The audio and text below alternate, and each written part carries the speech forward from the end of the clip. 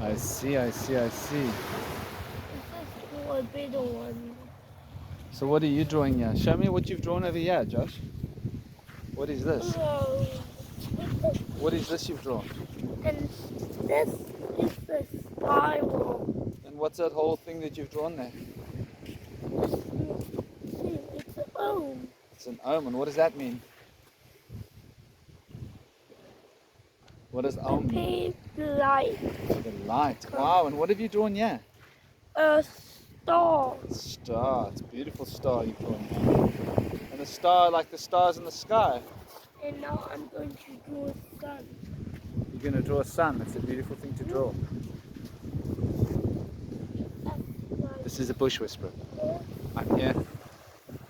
My son and myself are drawing our glyphs on the sea sand. This is our morning ritual. Very beautiful, my boy. This is the other side. Children. By the other side. You're drawing a cube there. Well, you're giving it a go. How are you giving it a go? That's a good boy. The cube is special. It's a very special sign. Children. See, Daddy, The purity of a child. one side D, one side D. It's beautiful, my boy. It's great. It truly is wonderful. I love your geometry. See where it goes. Yeah. It will go round and round Yes. like this. But does it spin? Ah. Tell me about cubes. What do you know about cubes, my boy? So, this will be the sun. It says this cube spins, goes round and round and And round. the cube looks so round, but the sun is the shape. The sun is the shape of a cube. It's a gigantic cube that It's a spins gigantic so cube that fast. spins so fast. Yeah. I love the way the mind of a child can grasp these simple concepts in such a profound way. I consider the sun to be a cube, a very fast spinning cube. Children, they have a way of innately grasping things without overly intellectualizing them, without having to rationalize them too much. I could do anywhere, whatever I want. You can draw whatever you want, my boy. This is why the great master taught us to approach a spirit with the heart of a child, the spirit of a child, and observe the truth with the mind of a child. For the mind of a child is always See what I'm doing? embedded within the spirit of truth. Look at this. You've got to stop and take a look at this. What have we got here? You're drawing your own so beautifully, my darling. I see. Find it interesting how you draw your own back to front. I want to tell you the intelligence of elephant. Find that fascinating. Elephant. Yes. The elephants. Yes, Daddy always chants the Ganesha So mantra. creepy that it has a long trunk. It can suck up water with its trunk. My son is teaching me about the spirit of the element and how it's able to suck water up with its trunk. And the water is symbolic of knowledge, information, the imprint of information. And how the elephant can suck up this information with its trunk. Daddy, it eats leaves. It eats leaves from the great And tree. it's a vegetarian. It's a vegetarian, that's correct. So maybe I can continue with this video. We're at my son's mercy. To approach the truth of the spirit with the heart and mind of a child is to let go of the things we think we know, to let go of the beliefs, to let go of the patterns that restrict us, to let go of all the things that make us idiosyncratic, cranky, angry, sad, confused. Just let go of it all and just appreciate reality. There's a certain connection with nature when one embraces this state of consciousness. But there's no doubt that the great master and many, many great masters have suggested that we approach the truth of the spirit with the guise of a child. For children do not judge. Children do not assume that they know better. The heart of a child is open to to receive the spirit of the truth. And so, with that attitude, one is likely to make breakthroughs of knowledge which lead straight to the heart of wisdom, and to be able to understand with the natural eyes this natural world, the phenomenon of what is happening, and also to be able to observe. For when we hold patterns in our minds and we keep ideas structured and tight, we stop paying attention because we start assuming, or we start to see the assumptions. We start to see what we expect to see. Expectation starts to get in the way. And so it is with much in this life. Expectation seems to be a big enemy, seems to be a big part of the problem. We're too busy expecting. And because we're expecting, we're not noticing. And the truth is experienced by witnessing and observing. As I'm witnessing and observing, the sun is about to start rising. The color sky has changed. By the looks of the green over the horizon, I would say that we are 15 minutes away from the sunrise, maybe a little less.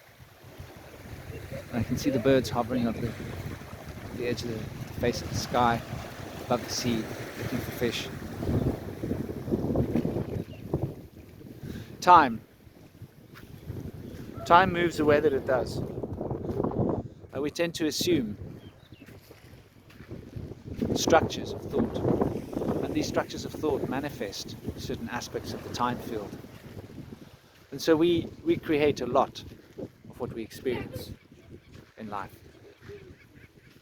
We don't realize how much of what we experience is assumption, and how much of what we can see is what we wanted to see. And here I'm seeing the penguins. They are so beautiful. What noble little creatures. The birds of the sea, I call them. Sometimes when we allow ourselves to get lost in our thoughts, we forget to pay attention to the gifts and the mysteries. We forget to notice the total beauty of this world that we live in. We don't find ourselves playing hide and seek with the penguins like we ought to. There's something quite special about playing hide and seek with penguins. They're great hide and seek players. Because now they're going to go that way. And I'm going to go that way around to meet them. The secret of penguins is not to scare them. Joshua, don't scare the penguins, please. They're beautiful little characters. There they go. And life is truly what we make it. And we forget that life is what we make it. Please don't throw things at the penguins. Joshua, please. They're our friends. Don't jump because I can't catch you now. I've got my camera and stick in both hands. He likes to play jump off the big rock. Not the best thing to do, but he likes to jump off the big rock. So I let him do it. I catch him.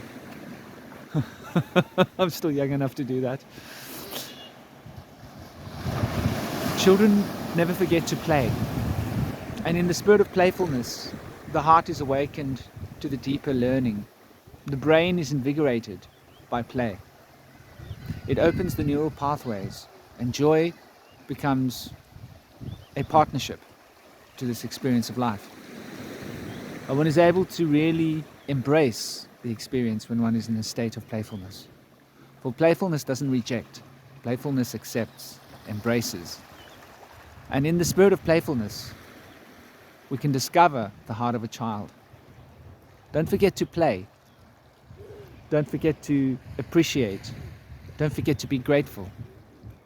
Don't forget to love the experience you're getting.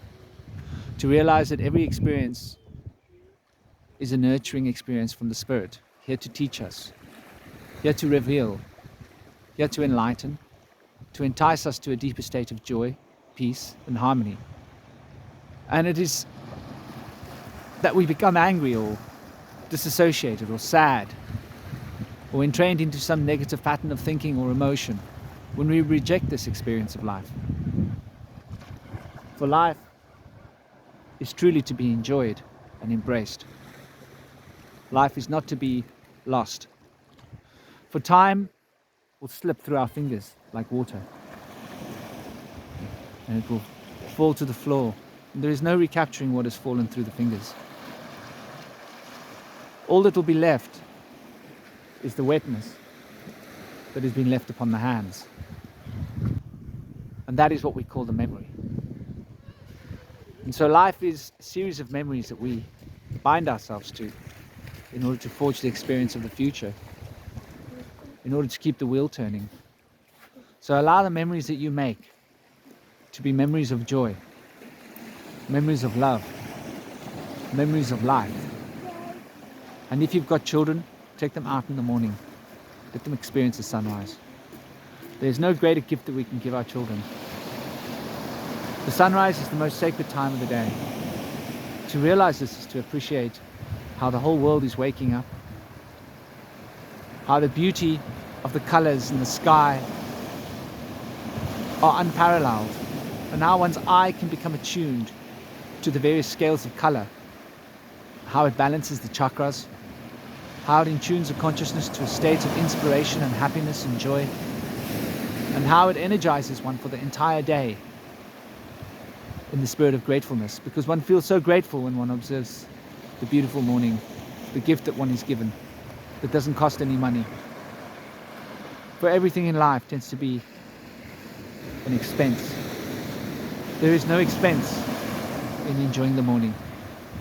And when you enjoy the morning, enjoy it with the heart of a child. If you have a child, share it with your child. They adapt fast, they get used to patterns and habits. Get them into the pattern and habit of waking up earlier. They'll go to sleep earlier. Their brains will be better for it. Their creativity will be better for it. My son tends to be extremely creative when it comes to what he wants to do. He's always building things at home, building sewage systems.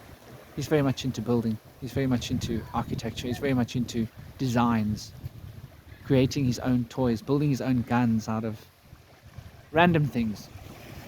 But he pays attention to the design principles. And this is because his mind is awakened, because he spends his mornings on the beach. And after being on the beach, we will go to the penguin sanctuary for a short little walk. Because we are lucky we have this. But you don't have to have a beach, you can have a garden. The sun is in the garden, the morning is in the garden, the birds will come out in your garden. If you don't have a garden, take a walk to where there is one. Take a walk to where there is a tree. Any tree will do. To be near a tree in the morning is to observe the birds awakening and the life becoming abundant. This is the Bush Whisperer, sharing the most beautiful time of the day with you, and reminding you that the spirit of a child is the spirit of true remembrance of the soul. Have an absolutely awesome day. And don't forget to smile. Om Shanti Shanti Shanti.